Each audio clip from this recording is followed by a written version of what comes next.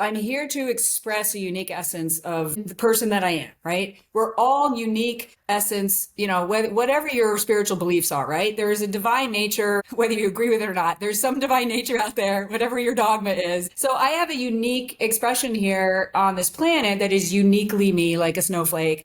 The core of that is not necessarily the uniform. It's not the senator title. The core of that are deeper, and words are not enough to capture it.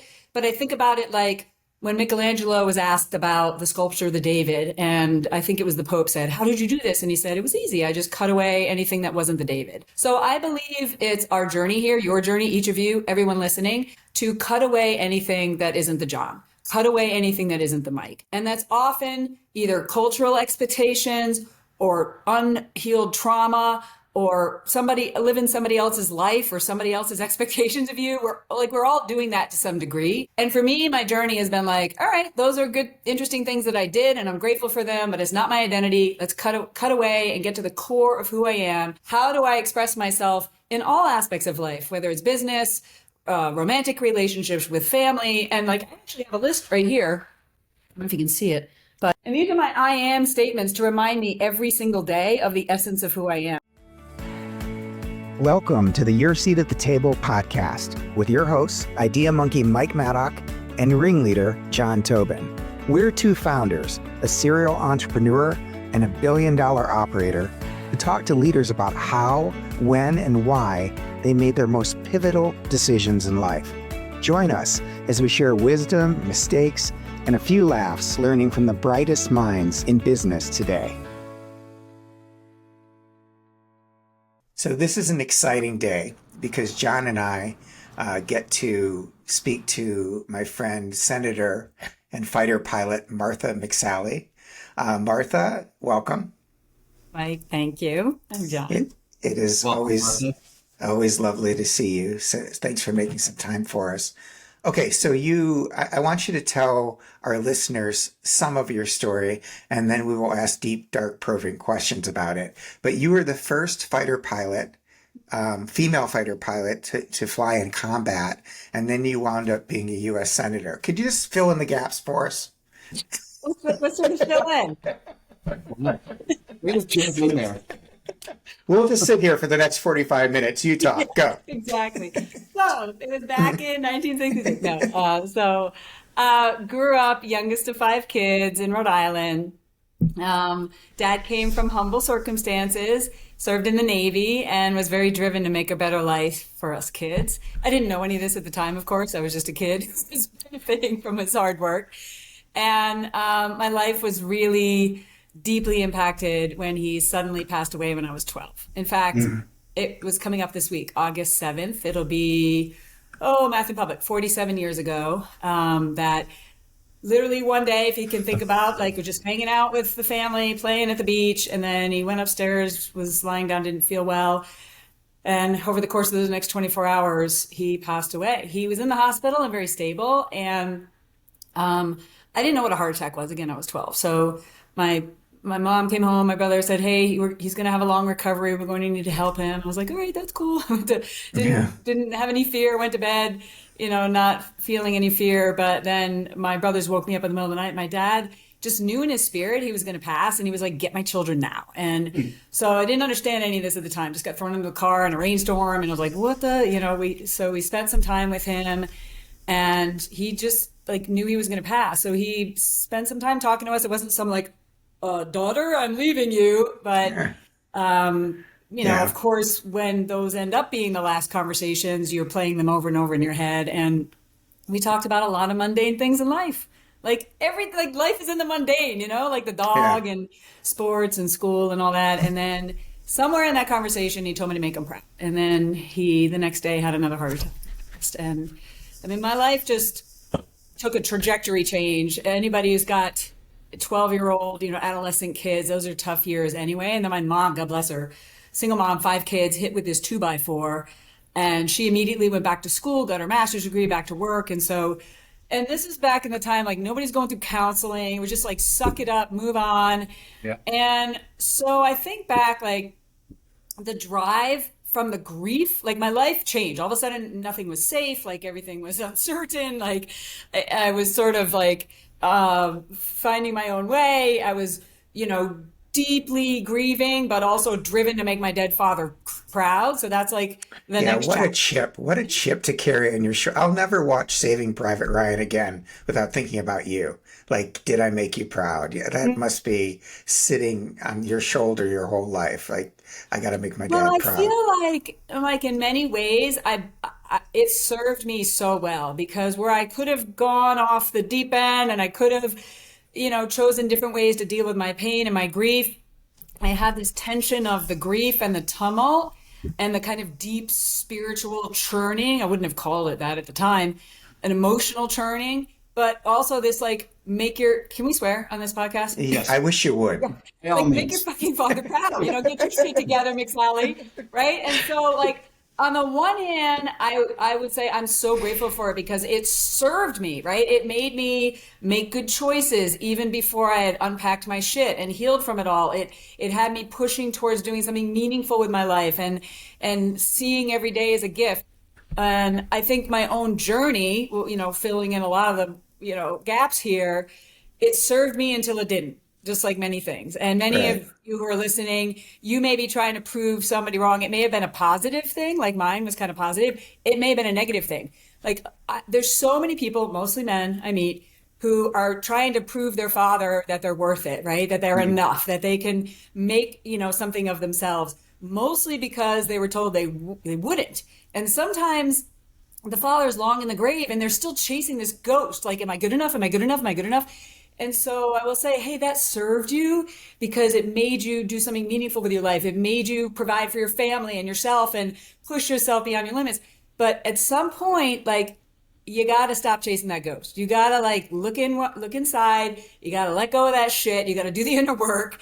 And I remember, I'm just, going to fast forward. I was in a breathwork session, like, I don't know, it was like 3, 4 years ago. This is like deep 1 hour breathwork session. And I remember, I had come to a place where like, of course I made my father proud. Like, of course I did, right? Like, look at what I've done with my life. But I had this kind of deep revelation. This is just on my own emotional and spiritual journey that it doesn't fucking matter whether I made him proud. Like, talk about the final freedom. It doesn't matter. It doesn't matter whether I make any other person on this planet proud. I'm here on my journey, right? I've got to do what I came here to do. I got to get to that place of kind of doing the inner work and getting the inner peace and being a part of my purpose and unpacking the shit that isn't mine and letting it fall away. And it doesn't matter whether I make anybody proud. So that was the ultimate like freedom when I came to that place. So Yeah, I didn't get into the rest of the bio, but I love the I'm drinking my protein shake, by the way, after lifting please heavy do. weights. After that kind of workout, you gotta, eat some protein. I wrote in Plan D that I'd never met a really successful person that wasn't either chasing a ghost or being chased by one. The question Yes. is, who's chasing who? And I think Right. that one of the things that makes you such a great coach and a good friend, Martha, is that you are so self-reflective. You're willing to share, like you've had some other struggles that I'm aware of in life that they didn't knock you down. They just stood you back up, and you're so much about grit. So I just want to thank you for demonstrating, what transparency and humility and authenticity sounds like from someone that has done all kinds of firsts. So anyway, Thank I think grit's a good Yeah. a good word there, Mike. yeah. So why the military though? Like Martha, did you have relatives or somebody? His dad, You your dad, went to the yeah. Air Force, right? Right away. My dad served before I was born, but honestly, again, anybody who's got teenagers knows how flaky they are, right? So here I am, this flaky teenager, trying to make my dead father proud. The fifth kid trying to go to college with a single mom. I also I've got this rebellious spirit, and I was like, man, left to my own devices, I could go in any direction here. I wouldn't have used those words at the time. And I also, as Mike knows, here I am now, a fatherless, innocent teenager grieving. I was then abused by a high school coach. So like just deeper, who was like a father figure to me, just like deeper wounds going on. And so I honestly was looking for a way to get a good education, to not saddle my mom with debt, and to keep me on a good path. And again, it was more of an inner knowing. I wouldn't have used these terms, but I went to the Air Force Academy sort of randomly, honestly, like just randomly, like I'll try going there. But I thought it actually checked all the boxes where I pay back in service. The challenge and the discipline would sort of take my rebellious energy and put it into something positive. I'd get a good education. I wouldn't put my mom in debt. Yeah. I would get away from my perpetrator. I'm just being honest. I knew I needed to physically get away from him for my survival. So it checked all those boxes, but I had no idea what he was doing. Like any 17-year-old, I got on an airplane with combat boots and bras. That's what they told us to bring. And I was in the 9th class that allowed women. And I didn't want to be a pilot. I thought I wanted to be a doctor, which over time I realized was more connected with losing my dad. It was about saving other kids from that grief. But I had to let that go because it wasn't my path. But when I got to the academy, I was motion sick as a kid. When I got to the academy, I found out that it was against the law for women to be fighter pilots. And I was like, what? This is the first time in my life I was told I couldn't do something because I was a girl. And I was like, it just pissed me off. And I was like, well, that's exactly what I'm going to do. I'm going to be a fighter pilot. And everyone was like, it's against the law. And I'm like, I don't care. We live in America. Laws change. And so I just put this dream in my heart and I just refused to give up on it. Like I just willed it into existence in my life. It took about 10 years. But there was no doubt. It wasn't, I hope I will, I maybe. It was, I am a fighter pilot and I'm going to fucking make this happen. I'm going to break down walls. I'm going to blow them up. I'm going to do whatever it takes. And nearly a decade later, I had nothing to do with the change, but I was in the right place at the right time with the right grit and the right qualifications. And I had earned it, just because I had ovaries, they wouldn't let me go fly fighters. And so they looked and saw, who they wanted to select to go first. And I was selected. So I think you just wrote a T-shirt. Just because I have ovaries, John Ratliff introduced you as. He's like, the first time I ever met you, he's like, Martha McSally is a badass. And I love that. I love that he did that because you eventually, I'm jumping ahead, but I want to make I want to hear from you how this story, how you got to be a fighter pilot served you being a senator. Because it feels like you went from one hostile environment for women into another environment that isn't exactly welcoming. So how did that serve you or not? Like, do you think you were a good politician? No, but because I'm not a politician. But that's a whole other story. After I retired, 26 years in the military, and I was a professor over in Germany at a place called the Marshall Center. I was living in the German Alps. I was paragliding at lunch. I mean, it was just it was a really nice life. But I found myself yelling at the TV, and I just can't help it. Part of who I am, I can't walk by a problem, much to the frustration of people who love me in my life, whether that's like a stray dog on the street or just something that I go by. I'm like, I can't walk by a problem. So I was just found myself going, these idiots in DC, what are they doing? And, look myself in the mirror like, well, what are you going to do about it? And I'm like, oh God, no. The Teddy Roosevelt quote, the man in the arena is in my office over here. It's a Mine quote too. that is spoken to me since I was a teenager. And I felt this call to duty that I resisted. This is kind of my pattern. I get these big, it's kind of a hero's journey. I get these big calls to action. And I'm like, no, send somebody else, and I resist and I fight. And eventually I'm like, all right, let's go. So, it's a crazy story. I mean, I quit my professorship, got on a plane, came home and said, I'm running for Congress. What do I do? File paperwork somewhere? I had no idea what I was doing. But it was just this purpose driven, the same thing that was inside me when I served in uniform, and a different combat zone. Much more complicated. When you go into battle in Afghanistan, you fly, often, with 2 or 4, you have a wingman with you, and, you back each other up, you support each other. And, in Washington, D.C., your wingman's like shooting you down all the time. So it's a hostile place, that's for sure. But I think the intangibles, the soft skills I had about stay focused on the mission, don't get distracted by people shooting at you that are below your altitude, stay on the mission, do something meaningful, get the mission done. What's doable, what's possible. It helped me not get distracted by all the ridiculousness and all the attacks, long after I'm dead, there'll be these crazy lying TV commercials about me on the internet. But I'm like, hey, I got a mission to do. Just like, don't let that bother you. So I think those skills really. So I'm going to break a rule here, and my rule. But I remember yelling at the TV when President Trump said, "I like my heroes not to be captured," and I lost my freaking mind because, like you, my father's in the Navy, and I was like, "Are you?" I wanted to throw a shoe at the TV set because it was so. It was like I lost it. Did that have anything to do with your desire to be in politics? I was already actually in office. So Oh, I you were? I served my first 2 years under President Obama, and Okay, and I then missed that. I was in the House and the Senate under President Trump. And look, I worked with President Trump. I had a good relationship with him. I flew on Air Force One many times. I was in the Oval Office a lot.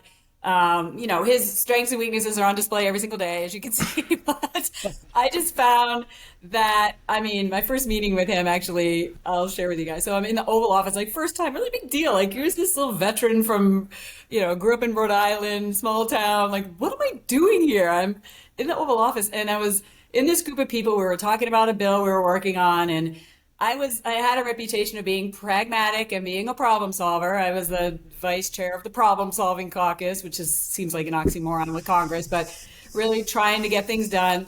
And so we're in this group. I'm the only woman, story of my life. It's all Republicans, and we're introducing ourselves to him.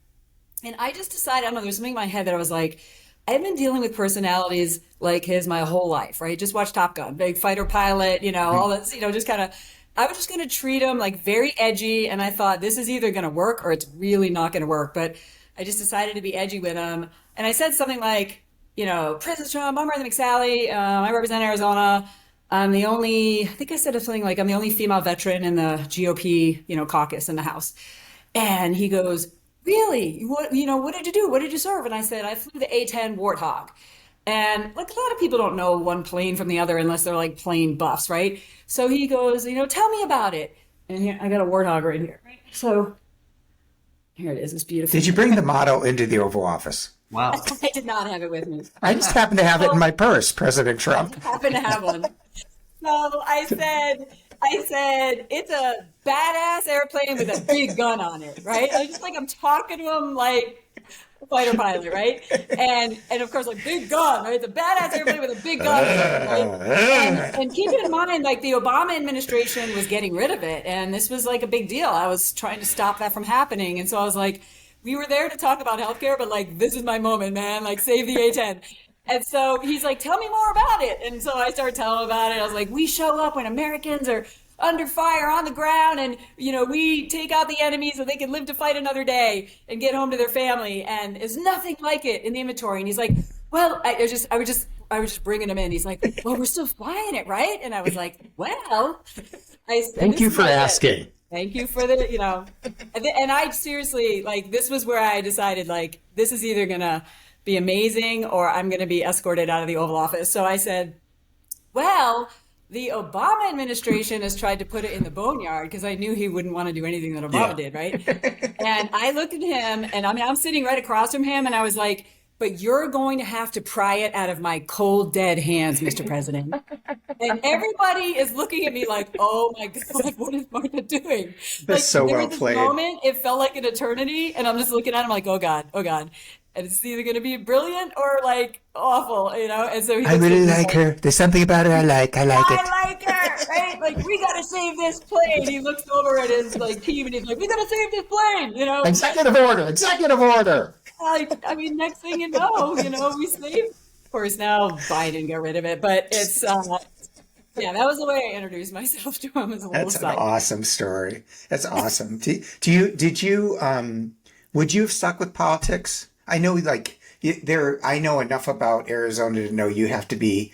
It's pretty, either far right, far left, right? It's hard to be in the middle, so right. And you're I'm a middle. turning off my notifications because my CGM is saying that my something bad is happening. No, I'm just doing it for longevity, but it's my blood sugar's dropping, I guess, and it's an. Oh, you want to stop and have a snack? No, I'm good. I'm good. All right. Politics. Would you stick with it? To me, it was it was a mission to a different combat zone. It was very much a part of who I am to just serve and make a difference where you can. I was very practical, which is not typical there, just trying to solve real problems. I had to put up with the politics. And so on the one hand, I would say it was one of the highest honors of my life to be a United States Senator. I mean, I literally have the chair from where I sat in the US Senate over in the corner of my living room. And it's sometimes I'm like, did it really happen? So it was an honor. I fought for the people of Arizona. I got a lot of things done. I mean, I was named the 9th most effective member of Congress my freshman term in the House. Wow. Because I just was relentlessly legislating and trying to solve problems for real people, whether it's farmers, ranchers, veterans, small business owners. So I stayed in those trenches and really tried to do meaningful work. But it was also, at the same time, the most frustrating thing I've done in my life. So at the same time, I was like very honored to serve, proud of what I did to make a difference. Most frustrating thing I've done in my life. And as much as I tried to hang on to the seat, there was a lot of dynamics that happened that I was very aware of. Didn't hold on to the seat. And I mean, I'm grateful that I served. And I also thank God every day that chapter in my life is over. So you don't think you'll do it again? If someone came to you no. tomorrow and said, we need you for this mission, you are the person, you'd say no. I joke that if Jesus spoke audibly in English through my golden retriever, like he would have to speak in English. No AI generated, but actual boomer speaking, then I would think about it. But probably not. It's kind of funny. People, I don't want to go down this rabbit hole because it's very contractive to most people to be thinking about politics. But it's funny that most people say we don't want career politicians. And they want people to come from life experiences, go in and serve and then leave.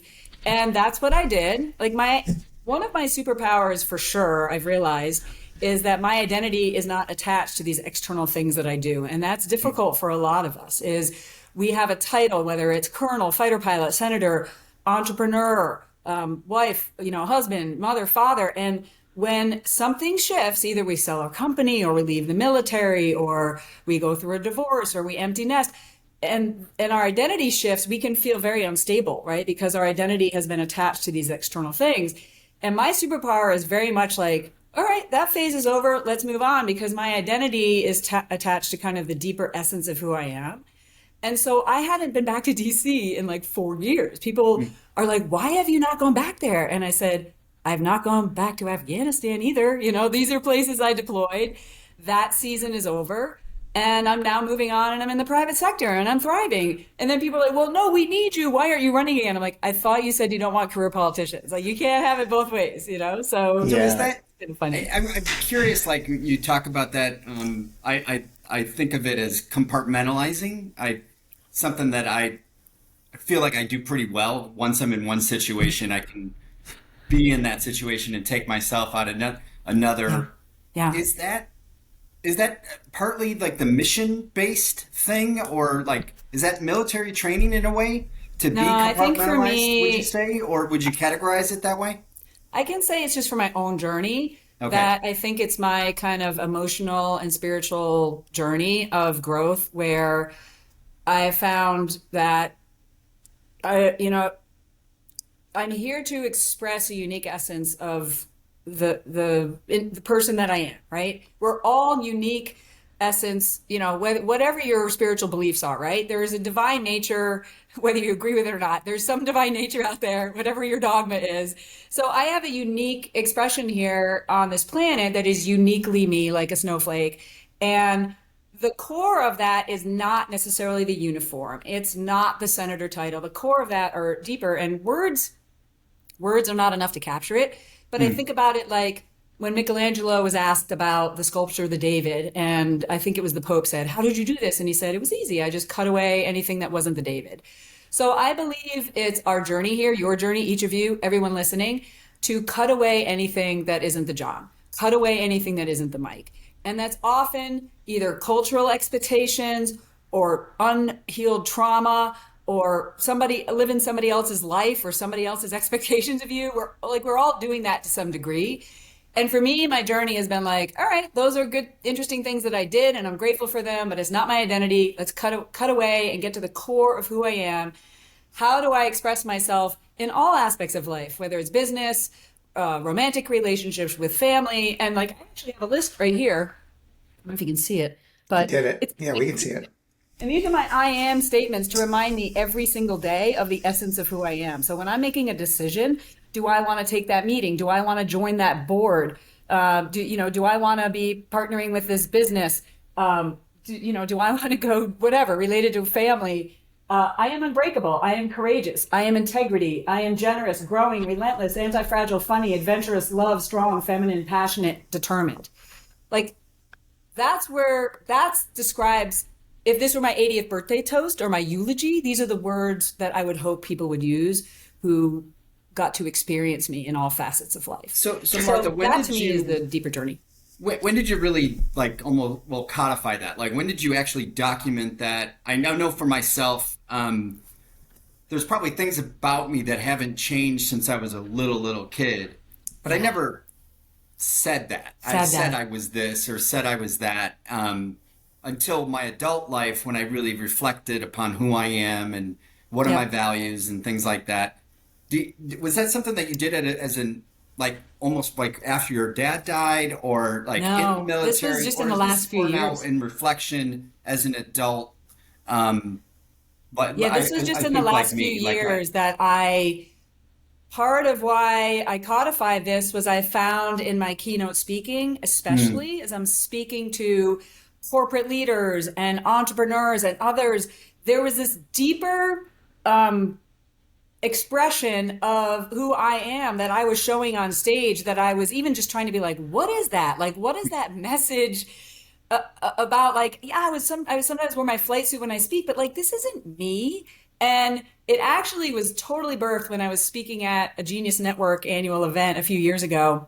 And I just felt inspired about 72 hours prior to do a completely different speech than what I was thinking about, to speak directly to these driven entrepreneurs who were like my people, right? Like they're my people who are very driven, who many of them have not unpacked their shit yet either. Some of them have started, they're chasing or running away from ghosts, right? They've got some unhealed trauma. They've got some addiction issues. They're chasing a number. They're ADHD. I love that. Like, these are my people, right? And so I just wanted to be able to be that example to them of like, it's okay to take a deep breath and to take some time to look inward, to be like, wait a minute, my identity isn't attached to being an entrepreneur or what this number is that I'm chasing. And so I literally like took my flight suit off. I obviously wasn't stripping, but I had tights and something. I took it off and I was like, this isn't me. This is not me. What's truly me? And then as I was thinking my message, like, what is truly me? And I had another layer, which was a bunch of negative feelings. Because oftentimes when we lose our identity attached to these things that make us feel useful and successful, then we feel uncertain, right? We lose our footing. And so we sometimes then get stuck in like, I'm not enough. Like, I'm, sad. I feel abandoned, whatever those feelings are. And we attach our identity to that. So I had another t-shirt, and I had been attacked by a guy while I was out running like a few weeks prior. So I was trying to show like, trauma doesn't need to get stuck in you. And I'm on that journey right now, and I'm showing you how to make sure it doesn't get stuck in you.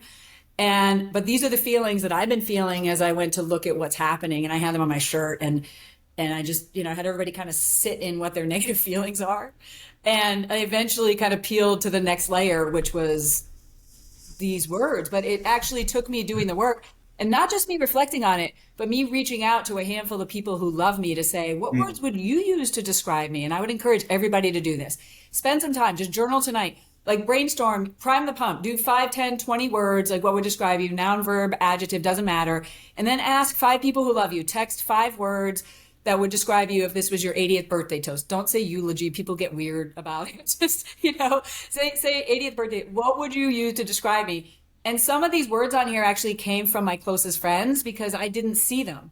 I didn't have generous on my list. And they were like, Martha, you are one of the most generous people we know. And I had to sit with that and meditate on it. I'm like, yeah, that's true. So that's the journey I went through, and I encourage everybody to do it. John, we did a retreat years ago with Rich Hill, who's a great coach, and it was a forum retreat. Very similar. You had your Brene Brown moment. He forced us to have ours, where we had to he called it writing a constitution.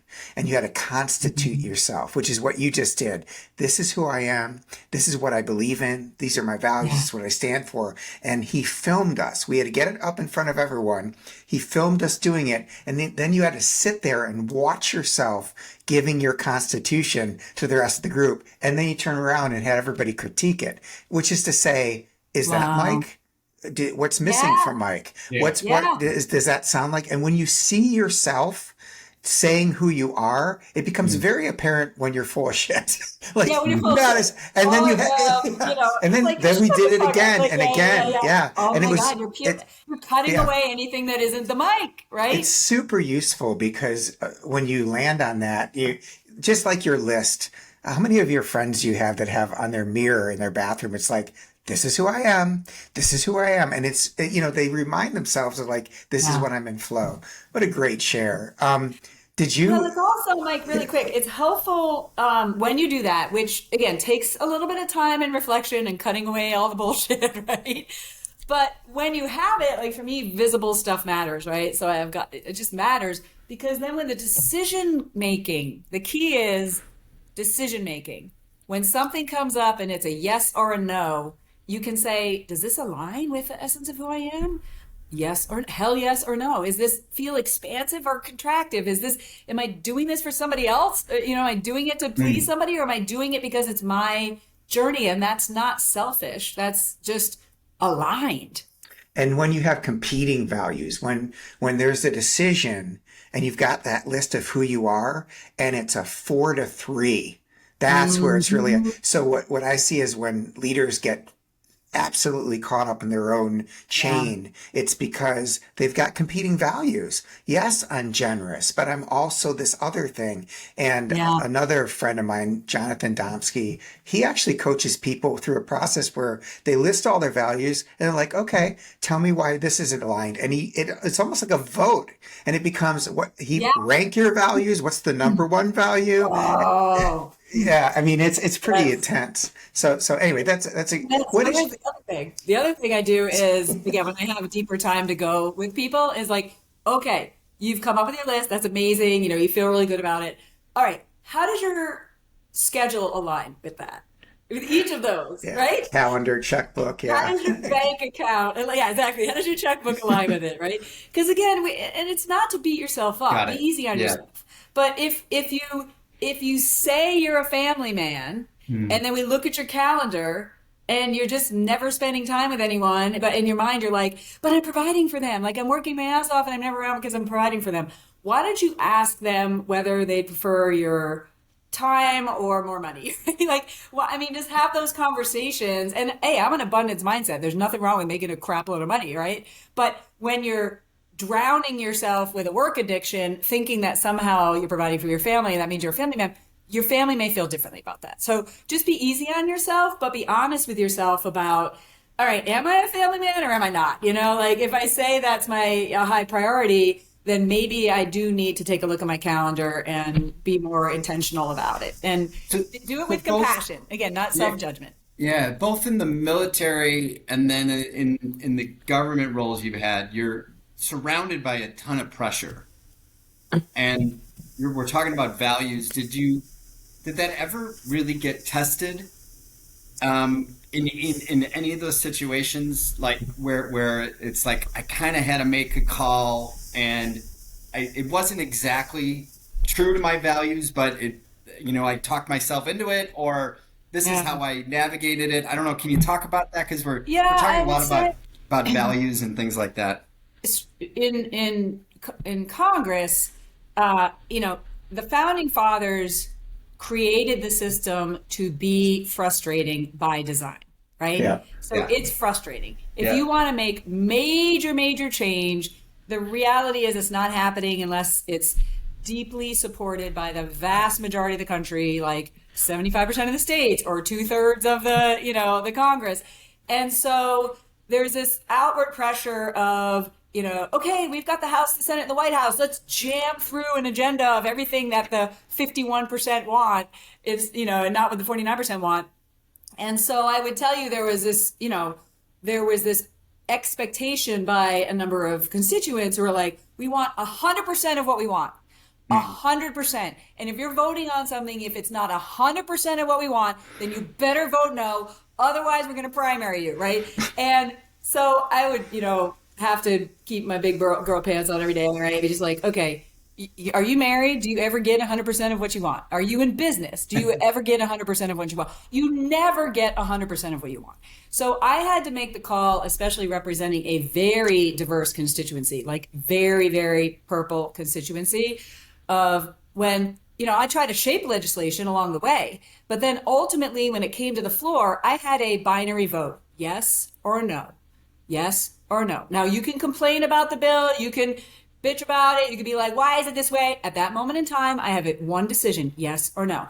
And if it's a 75-25, like, okay, like, I know I'm going to still get attacked by both directions for the one sentence that somebody doesn't like in there that'll get turned into millions of dollars of TV ads. But 75-25, those were easy votes. 51-49, those were very, very You're doing difficult. the John McCain thing, remember? Very where he got up and difficult just like that moment. Yeah, That's a famous moment in time. Yeah. Yeah, there were just times where I was like, oh God, like I hate a lot of what is in this bill. Right. Yeah. But at this moment in time, is it better than the status quo? Is it moving us forward in the right direction? I know I may go down in flames politically. I really tried to vote my conscience, vote practically. I can't, I would say for the most part, I can't think of one that was like, oh God, why did I do that? Like where I felt pressure. I felt the pressure, but I really tried to look at what are the facts? What is this going to do? And then I would say, what is this going to do to me politically? But I wouldn't be driven by, like a lot of people, what is this going to be doing? What is this going to do to me politically? A lot of people, I would call them the vote no, but hope yes caucus, where they just were afraid to actually do the right thing. They know a thumbs up was the right thing to do, given the two choices, but they would rather protect their ass from a primary. And so they would wait for people like me to stand up and vote yes to get it across the finish line, and then they vote no to save their asses. So that's Thank God that's not happening anymore. I'm just thankful. It's Yeah, never it's here are two related questions. Do you have any not friends? politics anymore, by the way. That's Do the you, least do you have? I've done in my life. Well, okay. Politics aside, what leadership quality is missing? Do you think, in general, like what do you wish you saw more of in leadership at large? Courage. So what does Courage. that look like? I think it means, and I want to talk business leadership because that's who your audience is, right? I think the courage to face what's going on, external dynamics, internal dynamics, right? Look at it clearly, with clarity, not based on ego or being driven by fear. Like what's happening in the marketplace, what's happening in our industry, what's happening with AI, what's actually disrupting, like what's happening within our workforce, why are we having these challenges? And look at it with clarity and make sure you get all the information you can so you do have an objective view, but then make a courageous decision to do the right thing, whatever that is. Even if there's a downside, you protect against the downside the best you can, but we got to move forward with courage instead of hanging in fear, like not to decide is to decide, right? Or hoping things are gonna not change. They're always going to be changing. This is life. This is business. This is the market. So I think the courage, and this is top leaders and middle level leaders, right? To be like, give them autonomy, give them direction, delegate with appropriate authority, but also make sure they can't read your mind. This is another area that I see all the time in my consulting and my board of directors roles, where leaders get frustrated with delegation, like they just can't do it. I'll just do it myself. Like, well, they can't read your mind. So you need to come up with some tools to communicate clearly, to understand the level of kind of, leash you have on them for the delegated task, for the report back to you, for the oversight, for the training. Like that's on you as a leader. If they're not doing it, then it's your responsibility to train them up, to communicate more clearly, to have the follow-up, and to let them thrive, right? So you've heard of Gay Hendricks, zone of genius, zone of excellence, zone of competence, zone of incompetence. And as leaders, we're often, zone of genius is obvious. It's where we're operating all at our very best. The wind at our back, it builds our energy, where it's our absolute genius. Where we get in trouble as leaders is we operate often in our zone of excellence, and we don't delegate that to others that can be their zone of genius if you actually train them up for it. Yeah. But again, that takes courage, right? So an environment of allowing some risk taking within some, parameters, and allowing people to be creative and to be able to kind of operate within an area of like, let them go run and see, what kind of feedback they get from some initiative they have and see what happens with it, and really empowering people. We're in a place where the workforce is, you can complain about it or not, but they're tired of being like treated like sergeants, have generals barking at them, telling them what to do. Like they're just, the workforce is not going to operate that way anymore. So if leaders can actually have the courage to empower people instead of just treat them like you're just barking orders at them, then actually it can be a 10x growth for everybody, where every person on the team actually also feels the abundance from, the way the growth is happening. So I think courage is really one of the biggest things. The second thing I would say is, as leaders, the authentic leadership. Like, you don't have to show up at work in the morning and be like, oh my God, I got in a fight with my wife and I've got a drinking. You don't have to overshare. But although it's way more fun. It's way more fun when you have a boss that does that. It's okay for you to be a little authentic about, like, hey guys, like, I don't know if this is going to work. And I've actually got a feeling in the pit of my stomach that I'm not sure if this is going to work. I want to hear your feedback on it. Let's try it together. Let's try and set ourselves up for success. But like, show a little bit of vulnerability and authenticity about the fear you're feeling, or about the uncertainty you're feeling, or maybe, even from time to time, a little personal share. Like, man, I had a rough weekend. The kid was sick. I'm just concerned about their health. And how's your family doing? That human connectedness is so important. And I think as we get more and more into what AI is going to be doing in our society, people are going to be craving the human connectedness. And as a leader, that you 100%. have to lead the way to open yourself up to have an appropriate level of that connectedness, so people feel valued, they feel known, they feel seen, and then they will take the mountain for you. All right, I want to ask both of you a question about what you were talking about with courage and empowerment. And I feel, and again, maybe this is literally just me and my business, or our business, I think, but I feel like we went through a period where we were way ahead of the game with empowerment. That was always our talk track, and kind of having this, my word, servant leader mindset. And really, that, we led with that. I feel like that as a company, and it became trendy in the 2010-ish to 2015-ish timeframe. But recently, and maybe this is like a COVID thing, a COVID hangover, that it's gone away from that, where it's not as empowerment. You must do this. You have to do this.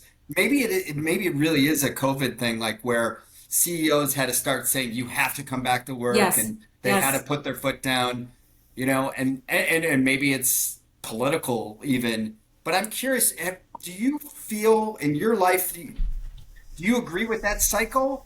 And yes, so, no, we're definitely in that cycle. I see it with all the companies I work with, where there's this push-pull, right? And so where the teammates and the employees are feeling extremely constrained. COVID basically had them go oh, I'm spending more time and I'm dropping my kid off at work, and I can actually then get my work done at a time frame that works for me and it fits within the rest of my life. And that was kind of allowed. And then it probably got a little too loosey-goosey in some places, right? And so then you've got this dynamic where now leaders are pulling it back in, now we're going back to dictatorial, and it's got to be all directed, exactly what you do, exactly when. And so I think that doesn't help, because then people resist, right? Even though the quiet quitting and all that seems to be happening a little bit less. That's more about, especially in white collar work, less opportunities are opened up for people, especially entry level, right? They can't just be moving around as much. So I think we both have a part in this, the leader and the teammate. The teammate needs to be willing to show up and fucking work. Okay. If you want to get a paycheck, you have to work, right? So let's just be honest about this. This isn't a vacation. This isn't a, kindergarten. This is you're going to stretch yourself. You're not going to work for 6 months and then you get to be the CEO. Like, you actually have to learn some skills. You have to gain some mastery, like expectation management. I'm trying to be as, gentle as possible, of like, it's going to be a long ass path for you to gain mastery, for you to be in any sort of leadership position. This is the path you can see yourself on. But at some point, you just need to grind in things that maybe you don't want to do because that's what's needed to happen. But you're not going to grind forever. Like, let me kind of show you a path of where you can go in this industry. So on the one hand, the teammate needs to show up and be willing to grind. You're not like, don't question everything and don't be like, it doesn't work within my schedule all the time. On the other side of it is the leader. The reaction is like just barking orders, and that is not going to work because you're going to find people doing the absolute minimum. They're going to comply with I'm going to show up, but are they going to be creative? Are they going to be offering teammates to help them? Are they going to have new ideas? Are they going to stay late at night when it's needed? No, because they're going to be like, fuck you, Sorry, I'm swearing a lot. They're not going to I feel loved by it. Connection to the team, right? So everybody has to come a little bit. South side. It's like being in the Everybody neighborhood. has to come a little bit towards each other, right? A little bit towards each other. And I think, one important element of this is, and I can't remember the terms. I was listening to this a few months ago and I can't remember the terms, but for a leader to tell the team that there are times that we have to do whatever it takes. Like that term, like whatever it takes. Like, we might be working 16 hours a day because we've got to get this proposal in because we think we might get this new client that could 5x our company. Like, this is a whatever it takes 30, 60-day period. Cancel your vacations, do whatever it takes. We'll give bonuses at the end. This is a whatever it takes period. We're going to be in sympathetic nervous system the whole time and we're going. But you can't do that 365 days a year. So It's important for leaders to also have a season in between those of like, it's good enough. What we're doing is good enough. Like, you've got to put your work in. We've got to keep the machine going, the train moving on time. People may have a little bit more flexibility, and then we're getting back into another whatever it takes zone. And it's important for the leader not to have an environment where everybody feels like every day of every year is whatever it takes, because that's just not practical. And what do? They kind of contract and do the minimum required. But any team I found in the military and the companies I work with, if you tell them this is what we're doing, this is the impact, this is how it's going to impact people's lives with our product that's doing something meaningful, how it's going to impact your life and your family, let's go take the hill. People will take the hill. And then it's like, hey, when we get to the end of the quarter, we're going to take a little breather, right? Everybody in? We're in. Yeah, so like John, responsibility on both sides there, the leader and kind of the employee. I really, Yes. I always liked that way of thinking about it. Sorry, Micah. yeah, Go I ahead. just want to build on it because I feel like now I'm the old man in the room. About 20 years ago, we decided to split our company in half and give every other, and there were 2 teams, and your team got every other Friday off. But in order to do that, you had to come in at 7:30 and work till, 5:30. So you're basically booking the time. Yeah. And it was this unbelievable benefit having 26 3-day weekends. And I remember feeling, even though I'd come into work, I'm like, I don't have to work today. This is my day off. And then I started noticing that people were coming in at 7:35 and 7:45 and 8 o'clock and then leaving a little bit early. So I got annoyed and canceled the program. Meanwhile, hold on. Meanwhile, MacGuffin, this other company that I'm involved in, kept it. They've had it forever. So I misinterpreted. I was counting time for effort was what I was watching. Like, if you have to be grinding. I think this is a very complicated question, but an analogy would be like law firms. If your whole culture is you got to book hours, you got to book hours, you got to book hours, you got to book hours, and all of a sudden AI comes along and can do all that work in 2 minutes, everything needs to change. So I think the nuanced leader today has to be like, this is how this is how I'm going to judge the value you're creating. If you create this value, I don't care whether you do it in 5 minutes or 27 hours. Here's what I need you to do. So I think that's the difference. I think we live in a world now where people really want to make impact, and they have these amazing tools to do it. So as leaders, we have to say, this is the impact we need to make. So it's kind of right in between, this conversation. It's No, I agree. And look, we all study, read the books, and listen to the podcast with all the productivity experts, right? Whether it's Cal Newport and deep work, nobody is able to do deep work for 10 hours a day. They're just not. Right. So the truth is, it's probably about 90-minute segments. They go in and get out. Then they need to take a break, go for a walk, clear the neurological circuitry, maybe put a question out to the universe and wait for the download to happen and then get back in. But even the most prolific authors will tell you, like, 4 hours of like deep writing is all their neurology can handle. So what are we considering work? And a lot of companies that started in COVID, a lot of companies have confused work with meetings. And usually work is not happening in meetings. Usually meetings are a distraction. And if they don't have an actual reason and an outcome and it can't be done asynchronously, I would encourage any company, literally do a meeting audit, cancel all meetings. Well, I mean, this is a little extreme, but literally say, like, the calendar is clear. There are no meetings on the calendar. And then you only get to add one back in if there's a very specific purpose, a very specific timeline, who needs to be there and why, what is the outcome, and why it needs to be a collaborative meeting versus an asynchronous collaboration or an asynchronous communication, and have the minimum number of meetings possible, and then let people do the deep work. Because work, that's teamwork and individual work, especially in this kind of knowledge, white collar companies, that's actually getting squeezed out because of all these stupid meetings that are wasting their time. Everybody planked during their meeting. You got to plank the whole meeting.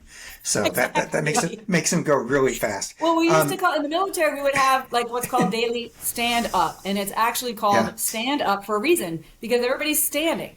And you just go around the room, like, what's going on with everybody? What do you need for the mission? How do we solve the problem right here? You huddle and then you go.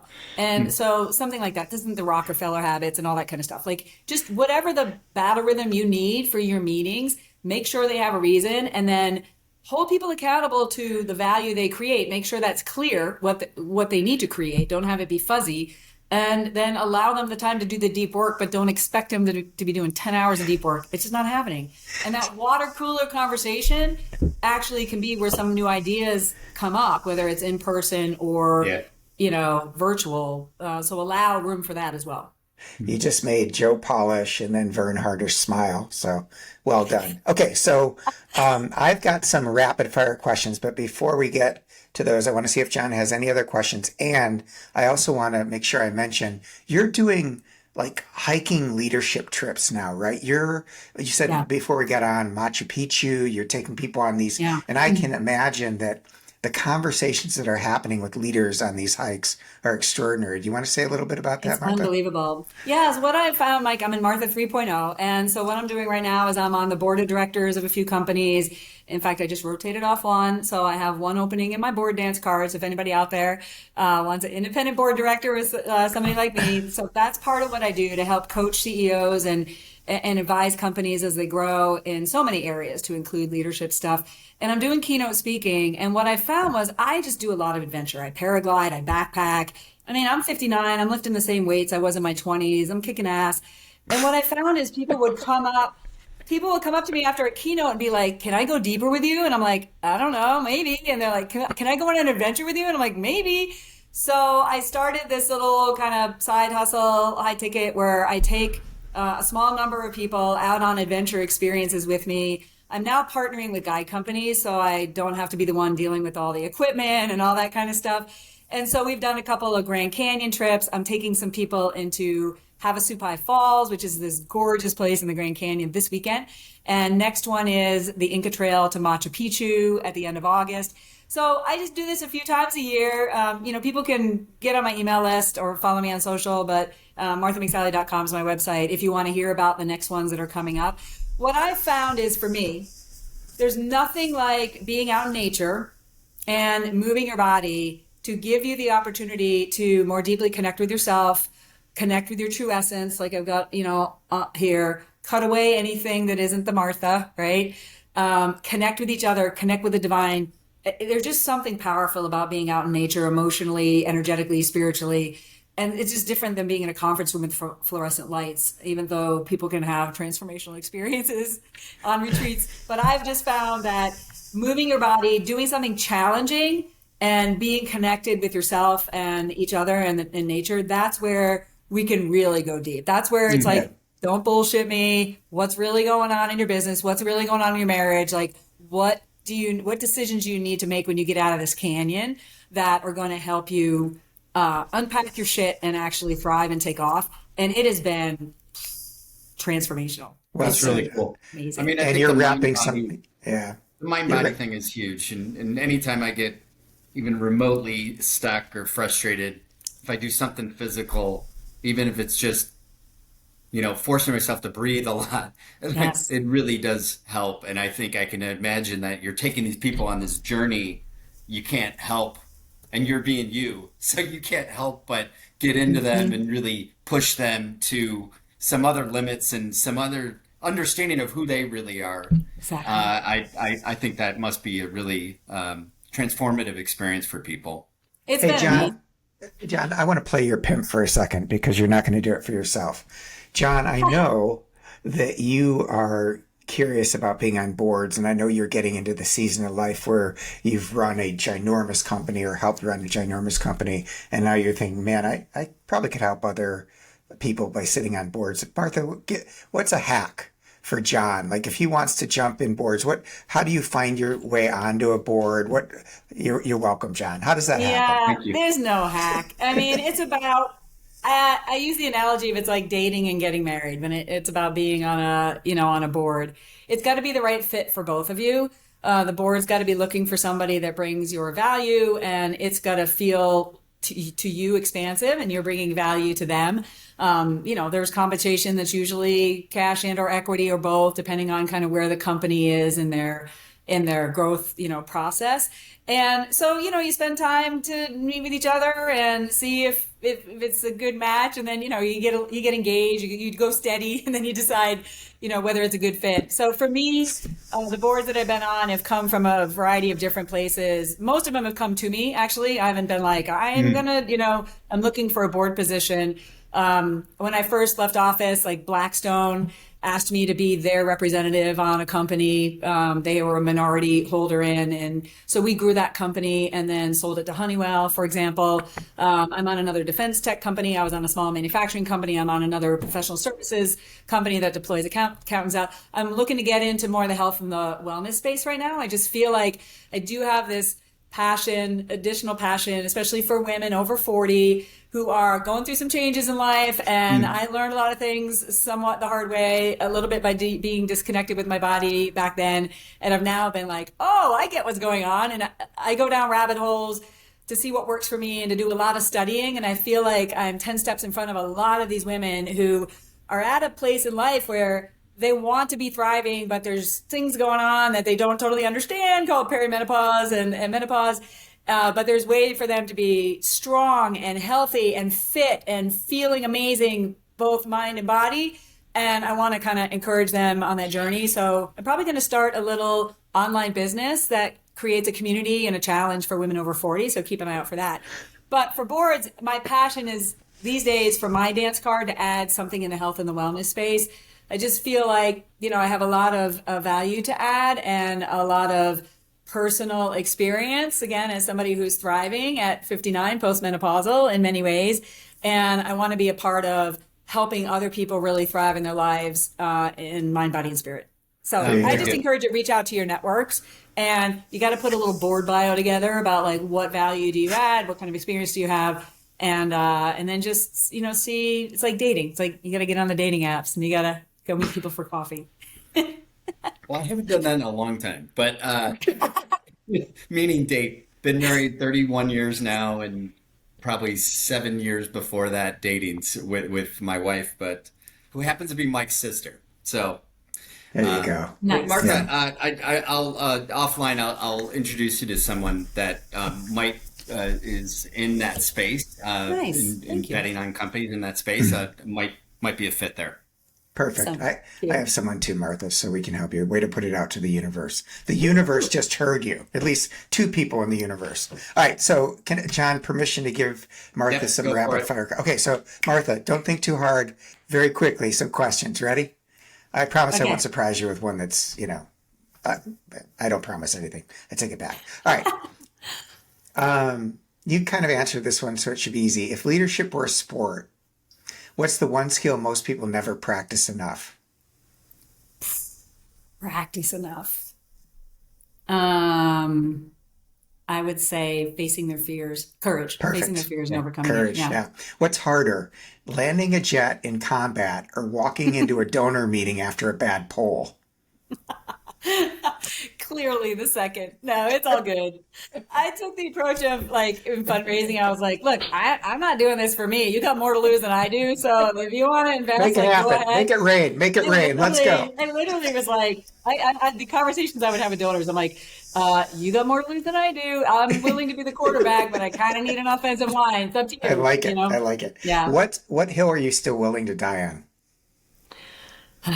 Freedom. Okay. Yeah. Individual freedom for people to live the lives that they want. One word to describe how you feel about conflating the military and politics. One word. Conflating, that's the confusing part of the question. Mission. Confused. It's Okay, not, mission. there's no conflict. They were both missions. They were just different combat zones. So mission. Okay, good. Service no, as well. no, it's a bad question. I asked the question wrong. Let's move on. That's not what I meant. That's a great answer. It was a bad question. What's one habit that's made you unreasonably successful? Getting up early and moving my body. What's the best piece of bad advice you've ever gotten? You can sleep when you're dead. I used to say Very good. Very good. so important for our longevity and our restoration and the ability to serve. So like, don't screw around with your sleep. It's not a joke. Get some sleep. Ask me about the sleep aid Good one. system sometime offline. It's pretty amazing. Yeah. What's I your will. fighter pilot call sign, and what would your friend say it should have been? It was wedge, and that's based on wedge theory because I was constantly opening up my mouth and like pushing the envelope on stuff. And we always had this thing like, hang on, if you're in trouble with the leadership, somebody will wedge you out shortly. And I was always wedging everybody else out, especially when I sued the Secretary of Defense for making servicewomen wear burqas, but that's a separate issue. I posted about this on social media recently. I was called Little Dipper for a while because when I was trying to fit in, when I first transitioned to fighters, I actually started chewing tobacco with them. I was like, I'm not going to culture. Oh my God. I'm going to outswear you, outdrink you, and I'll dip with you. So that Good they were calling me Lord. Little Dipper for a while, and I was like, that's not funny. I don't want to be known for that. Little different. What would If they you- say? I don't know. I don't know what else they would say, but If I was you could definitely rebellious. Okay, so if you could have dinner with any woman leader in history, who would it be, and what would you ask her? Woman leader in history. Why does it have to be a woman, Mike? Why are you sexist? Because I am sexist, and all right, I've outed myself with that. All right, do any leader. Okay, actually, I would, if it was a woman, it would either be Mother Mary or Mary Magdalene. I would just love to get their Oh. perspective of how everything went down, especially Mary Magdalene. Yeah. That would be amazing. And for a man, I would say Abraham Lincoln. I would say Abraham Lincoln. This man, he failed so many times before he succeeded. People just, labeled him as a failure. And here he saved the country. And talk about courage and leadership. Yeah. Yeah. I What would love you to- ask him? How did he find the strength to stand alone and to stand in the fire and to make decisions not knowing what the outcome is going to be while so many lives were at stake? Like we all know, I mean, I know this myself, it's very lonely to be in a leadership position where the responsibility is only on you. I mean, I saw this when I was a commander, when I was a colonel. I mean, we were responsible for people's lives. Like, this is not a joke. Like, we we were judge, jury, and execution. I mean, I could put people in jail. I could take away their pay. Like, it's very lonely when only you are making decisions, and you take that small experience I have. And I mean, think about what Abraham Lincoln was dealing with. He didn't know how this was all going to end. And there was so many lives lost. But yeah, how did he have that inner strength, right? To trust his gut, to have that knowing, to make decisions and to stand with them. I'm into the inner mastery. I would really want to know about his inner life. Perfect. He struggled with depression and all sorts of stuff. Yeah, and his wife was absolutely losing it. Yes. So he had very little support at home. So he was getting it at home and at work. Martha, your inner strength is definitely coming through clearly. Yeah, really, it is. It's inspiring. And the reason I asked you about women leadership is because you're a freaking role model. Okay? All right. Like it or not. That's right. If every CEO had to go through basic training, what's one drill you'd require? I used to lead what's called the bayonet assault course, and it was the hardest thing in basic training, and it would just exhaust them, and it would test their mental toughness, and like people would be crying and quitting, and it was the toughest thing out there. So tell them to do a Spartan race. that'll give them a little taste Close of it. That. Yeah. Okay, so here's the question I should have asked before the interview even started. What's a question you wish more interviewers asked you? I'm pretty open kimono, so you know me well enough, Mike. Like, I think you ask good questions, so I think you did a good job. There's nothing. Thanks for letting us off the hook. And Martha, thank you so much for showing up and just being open kimono. It doesn't surprise me at all, but I suspect that people that stumble upon this podcast and listen to you speak so authentically and transparency about your journey in leadership and self-discovery are going to be as inspired by you as I am. And I'm really grateful for your time. Well, thank you. My hope would be that anybody who's listening now or years later, that you wouldn't be inspired like towards me, but you would be inspired within yourself. That what I'm trying to demonstrate, part of my genius, part of my purpose on this planet, is to show the way for driven leaders who still have shit to unpack, who are extremely successful and driven, but maybe still have some things that they need to heal from, that it's okay for you to do the inner work, to be authentic. You can still kick ass in life, but you will find more peace and more joy, and you will take inspired action, not chasing ghosts. And I'm trying to be that light to just say, hey, come this way. I just want to be that example for you. Well done, your Martha. Example is shining through, and your authenticity is just absolutely inspiring. Martha, thank you so much. It's been amazing hour with you. Everybody's going to really benefit from this. Thank you so much. You guys are a gift. Thank you.